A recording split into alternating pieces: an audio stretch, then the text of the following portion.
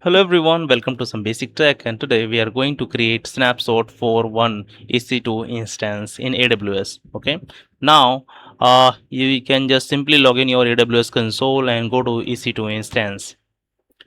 Once you are in EC2 console, just click to view dashboard and you can see whatever things are running on EC2. Okay, now on left side scroll down little bit and just select the snapshot under elastic block store. Click on it and right side create snapshot. There are two options to choose, either by volume or instance.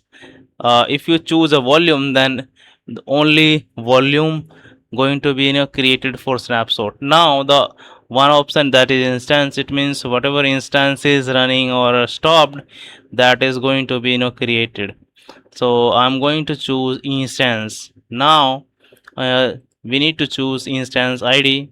If you have, then you can simply paste here and then move ahead. Here instance details, it means description, date, time, it's up to you. Then move ahead and here by default all volumes attached to this instance are included in the multi-volume snapshot set.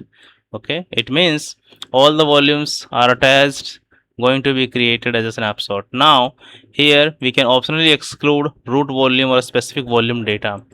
Okay, so if you want you can exclude, but we want full snapshot. Now if you want you can create new tags, else you can move ahead and click to create snapshot.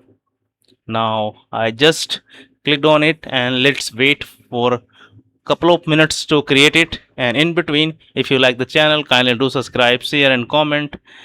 And if you are facing any issues, I will help you out to resolve all type of issues. Okay, so in the meantime its size is 8 GB, so probably it will take couple of minutes. Let me refresh it and wait. Let's come back once it is done.